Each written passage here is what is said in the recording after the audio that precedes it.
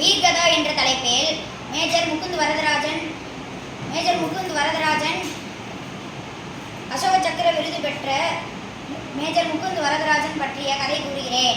Major Mukund Varadarajan AC இந்திய இராணுவத்தின் ராஜ்புத் ரெஜிமெண்டில் அதிகாரியாக இருந்தார்.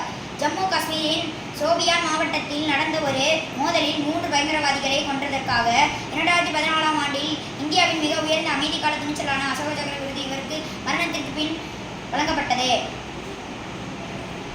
ஏப்ரல் 25, 2014 அன்று சோபியான் மாவட்டத்தில் உள்ள பயங்கரவாதிகளின் பிடியில் இருந்த பாசிபத்ரி கிராமத்தைச் சேர்ந்த சில குடும்பங்களை விடுவிக்க பயங்கரவாத தடுப்பு நடவடிக்கைக்கு முகுந்த் வரதராஜன் தலைமை தாங்கினார்.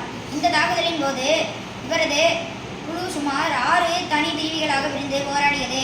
இருந்தும் எதிரிகளின் சக்தி வாய்ந்த குண்டு தாக்குதலில் அக்குழு தீக்கிரையானது. ஆனாலும் அக்குழுவின் அதிகாரியான இவர் விரைவாக செயல்பட்டு 24 மணி நேரத்திற்கு முன்னர் தேர்தல் அதிகாரிகளை கொல்வதற்கு காரணமான ஹிஸ்புல் முஜாஹிதீன் அமைப்பை சேர்ந்த 3 பயங்கரவாதிகளையும் கொன்றார். இருப்பினும் தாக்குதலின் போது இவர் படுகாயமடைந்து சிகிச்சைக்காக வெளியேற்றப்பட்டார். ஆனால் உடலில் ஏற்பட்ட பல காயங்கள் காரணமாக இவர் வீரமரணம் அடைந்தார். இந்த நடவடிக்கையின் போது இவர் செய்த துணிச்சலான செயல்களுக்காக கடமையின் அழைப்புக்கு அப்பாற்பட்ட வீரம் காட்டியதற்காக 2014ஆம் ஆண்டில் இந்தியாவின் மிக உயர்ந்த அமைதிக்கால துணிச்சலான விருதான அசோக சக்கர விருது இவருக்கு மரணத்திற்கு பின் வழங்கப்பட்டது.